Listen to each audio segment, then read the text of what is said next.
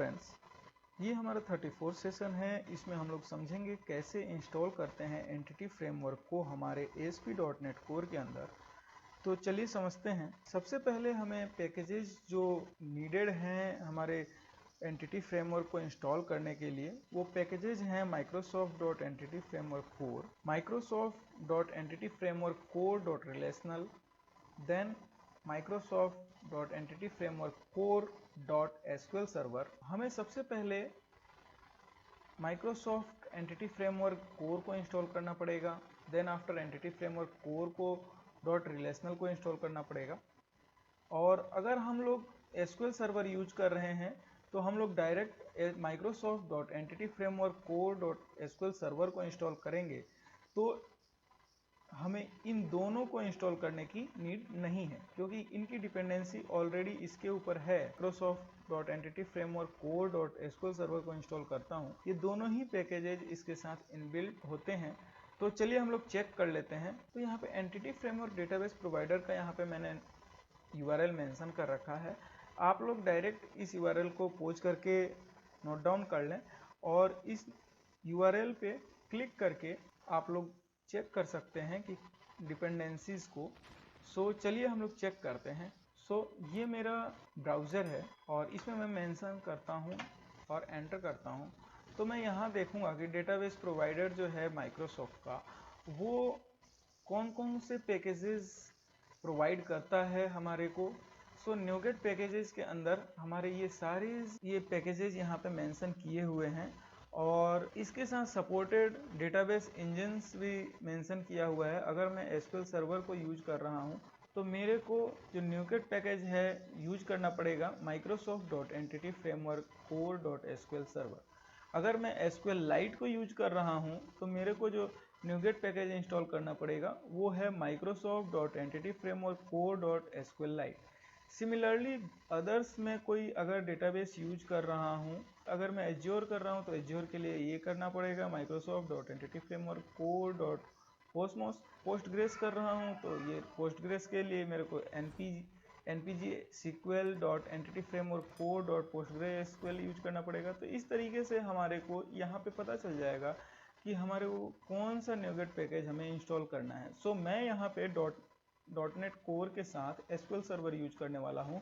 मेरे को यहाँ पे इस न्यूगेट पैकेज को इंस्टॉल करना पड़ेगा। तो मैं इस पे अगर मैं क्लिक करूँ तो मेरे को यहाँ पे दूसरे पेज पे रिडायरेक्ट करता है और दूसरे पेज पे रिडायरेक्ट करने से ये मेरे को बता रहा है कि Microsoft.EntityFramework Core.SQL Server का जो वर्जन है 3.1.7 है। इस पैकेज को मैं दो तरीके से इंस्टॉल कर सकता हूँ, एक कमांड लाइन के थ्रू जिसमें मेरे को ये लिखना पड़ेगा, और दूसरा है मैं न्यूगेट पैकेज के थ्रू मैं इंस्टॉल कर सकता हूँ।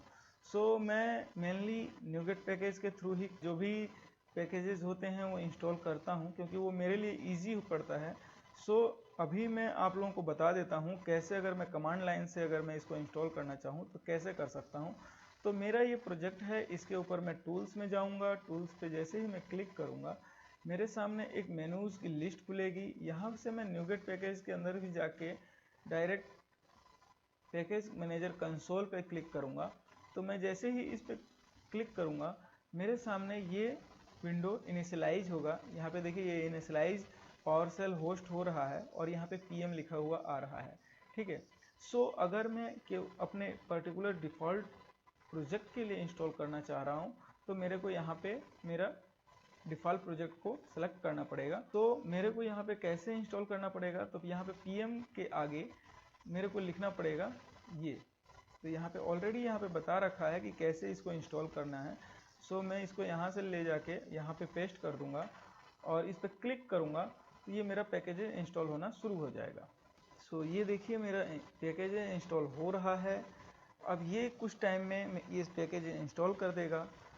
अगर यहाँ से अगर कोई कमांड लाइन से कोई इंस्टॉल नहीं करना चाहता तो उसके लिए न्यूगेट पैकेज है, जो कि डायरेक्ट मैं उसके बारे में बता दूंगा कैसे वहाँ से भी इंस्टॉल कर सकते हैं।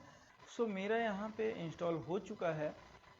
अगर मेरे को चेक करना हो तो मैं यहाँ पे डिपेंडेंसीज़ के अंदर जाऊँगा, डिपेंडेंसीज़ के अंदर पैकेजेस के अंदर जाऊँगा और पैकेजेस के अंदर मैं जाऊँगा तो देखूंगा कि यहाँ पे Microsoft dot entity framework core dot SQL server 3.1.7 जो कि इंस्टॉल हो चुका है। अगर मैं इसकी डिपेंडेंसीज को देखूं तो डिपेंडेंसीज में मेरे को दिखेंगी कि ये एसक्यूएल क्लाइंट को सपोर्ट करता है। फ्रेमवर्क मैं इसको थोड़ा सा बड़ा कर देता हूँ, इसमें मेरे को डिटेल में दिखेगा। सो यहाँ पे ये देखिए किस किस पे डिपेंडेंसीज है इसकी। तो Microsoft dot data dot SQL client plus Microsoft dot entity framework core dot relational, जो मैं पहले ही बता चुका हूँ। यहाँ पे अगर मैं आपको पीछे लेके चलूँ, ये देखिए रिलेशनल वाला जो मैंने बताया था वो भी इंस्टॉल हो गया है। तो ये यहाँ पे इंस्टॉल हो गया है। अगर मैं यहाँ से कमांड लाइन से इंस्टॉल नहीं करना चाहता तो मैं यहाँ पे जाके यहाँ पे मैं प्रोजेक्ट के ऊपर राइट क्लिक करके मैनेज न्यूगेट पैकेज पे क्लिक करके भी मैं इंस्टॉल कर सकता हूँ। सो उसको इंस्टॉल करने के लिए मेरे को यहाँ पे इसको कॉपी करना पड़ेगा। तो मैं सिंपली इसको कॉपी कर लेता हूँ और यहाँ पे मैं पेस्ट कर देता हूँ। तो इसमें मेरे इंस्टॉल कर दिया है। सो मेरे को ये देखिए यहाँ पे ग्रीन कलर का साइन आएगा, ठीक है। और जैसे इस पर क्लिक करूँगा तो मेरे को अनइंस्टॉल के लिए बोलेगा क्योंकि मैंने इंस्टॉल कर दिया है, ठीक है। तो अगर मैं यहाँ से इंस्टॉल कर रहा हूँ तो मेरे को ये चीज़ ध्यान रखनी पड़ेगी कि पैकेज सोर्स कौन सा है। पैकेज सोर्स NuGet.org ही होना चाहिए, तभी ये इंस्टॉल होगा, अदरवाइज नहीं होगा या मिलेगा ही नहीं। तो चलिए इसकी डिपेंडेंसीज देख लेते हैं कैसे डिपेंडेंसी की। तो मैं वापस अपने ब्राउज़र पे आता हूँ। ब्राउज़र पे आने के बाद अगर मैं यहाँ पे डिपेंडेंसी को चेक करूँ तो ये देखिए फ्रेंड्स, यहाँ पे डिपेंडेंसीज जो है वो ये बता रहा है Microsoft data dot SQL client और Microsoft entity framework core dot relational, इन दोनों की डिपेंडेंसीज जो है इसके ऊपर है। तो वही चीज़ मैंने आपको बताया कि ये अगर मैं इसको इंस्टॉल करता हूँ तो ये ऑटोमेटिकली इंस्टॉल हो जाएंगे। तो होपफुली आप लोगों को समझ में आ गया होगा, कोई ज़्यादा टफ नहीं था। बट हम लोग इस पर अब कैसे वर्क करेंगे वो इंटरेस्टिंग पॉइंट है और उसको हम लोग कवर करने वाले हैं नेक्स्ट सेशन से। सो बहुत ही मज़ा आने वाला है। आप लोग प्लीज़ लाइक सब्सक्राइब और शेयर ज़रूर करें। अगर जो नीडी है उसको ज़रूर शेयर करें, बिकॉज अगर उसका बेनिफिट होता है तो ऑब्वियस है कि एक अच्छी बात होगी। तो थैंक यू सो मच।